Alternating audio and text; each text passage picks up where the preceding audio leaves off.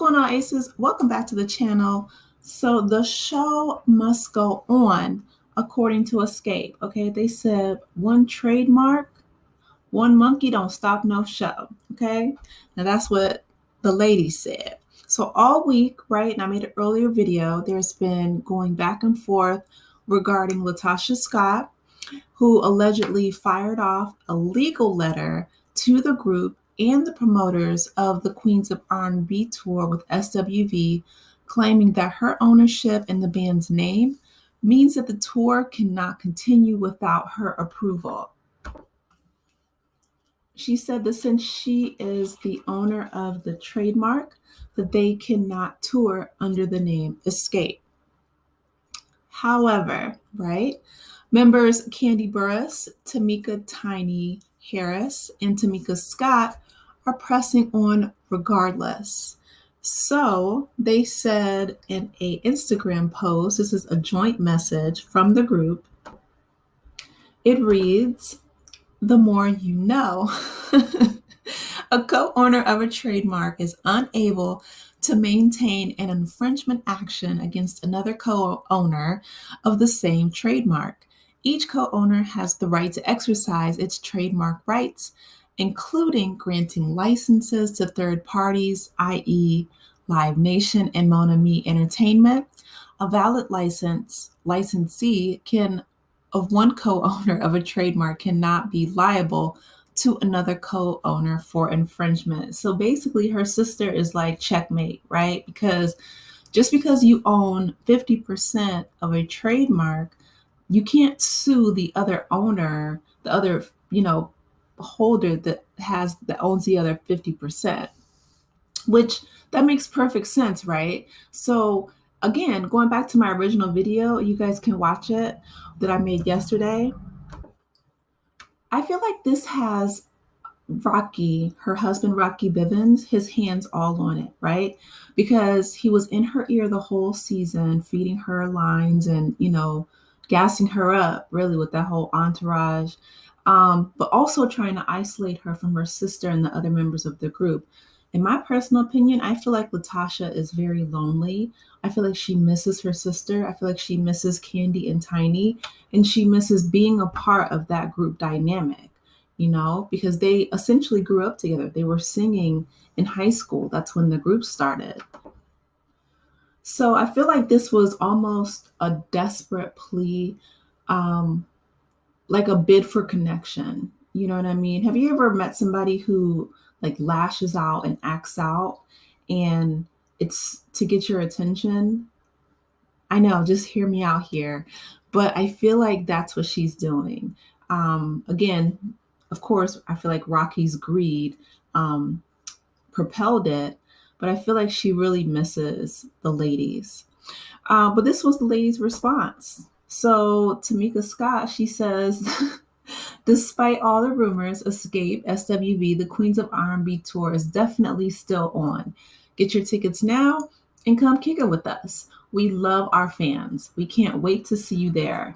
Hashtag Xscape, hashtag SWV, hashtag Maya, hashtag Total, hashtag at 702, hashtag Summer, hashtag Tour, hashtag Live, hashtag Concert, hashtag Sisterhood, hashtag Solidarity, hashtag Women Supporting Women, hashtag Women, hashtag Queens of R&B, hashtag FYP. Then Kandi also replied with a comment. She said, it's up and it's stuck, okay? Because her and Tasha, again, have been going back and forth since high school.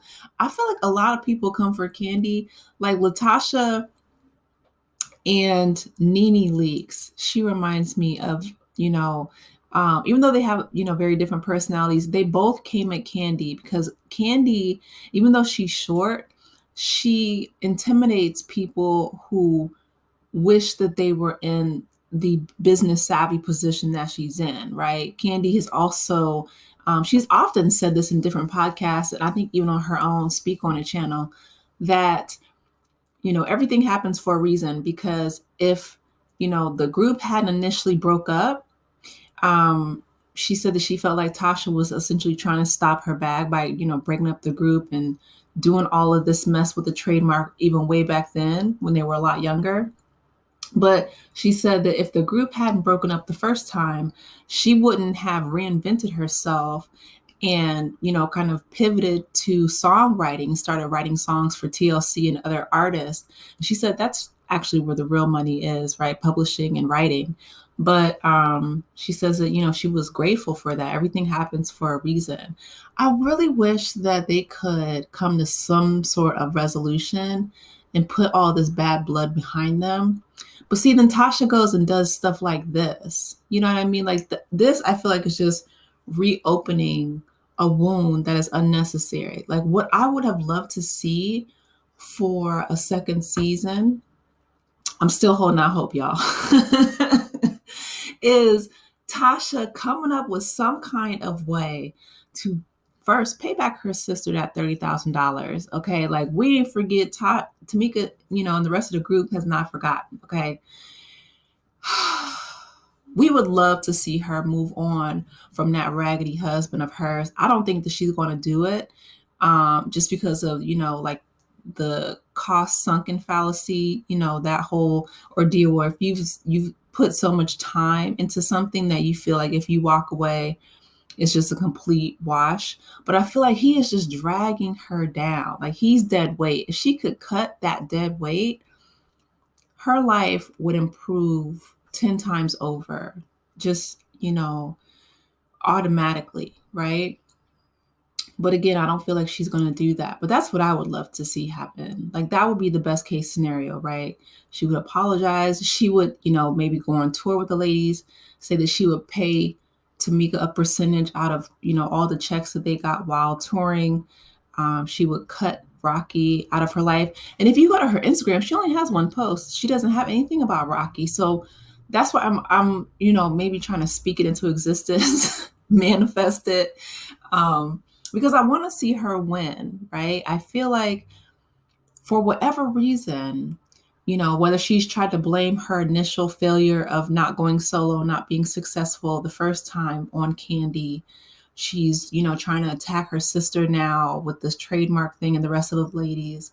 I feel like everything that she's trying to do, it's falling flat. And it comes from a place of, I don't want to say like desperation, but almost like a cry for help, like her making that IG video about her knowing Rocky's extracurricular activities with other women and then coming back and trying to backpedal after she got backlash for saying that they had an open marriage. Like all of these things to me are just cries for help. I don't know. I'm a big softie, but because it's too damaging, it's too self-sabotaging, right? Like all she had to do was just sing, you know what I mean, and collect her check. And I don't understand why she keeps undermining her own success. Like even on the show, with Tamika came to her and was crying, when they were at, their mom's house. She was like, Mom, you know what she did. She stole from me. She was like, her voice was breaking. You could hear the heartbreak in her voice. Like LaTocha could have reached out then and said, you know what, I'm so sorry. I was in such a bad place then, but let's move forward. Let's make it right. I will pay you back the money. I don't care how long it takes.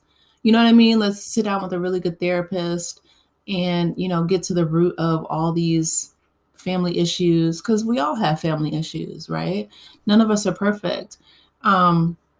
Let's heal and move forward and grow, as our sisterhood. And then on the show, they could, tour together, work together. Her and Tamika could do a sister album together, write some cookbooks, some sister recipes, and earn that revenue. And that way she could pay her back and move forward, Tamika could hook her up with another nice guy. Like she could start dating. There's so many ideas that I have. Listen to me. I'm not Mona, but I'm just saying, put on my producer hat.